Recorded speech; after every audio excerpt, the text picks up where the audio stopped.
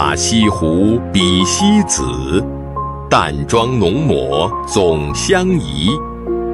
熙宁4年，苏轼自请外放，任杭州通判。他第一次看到了西湖，如此美景，竟被潭草浸埋。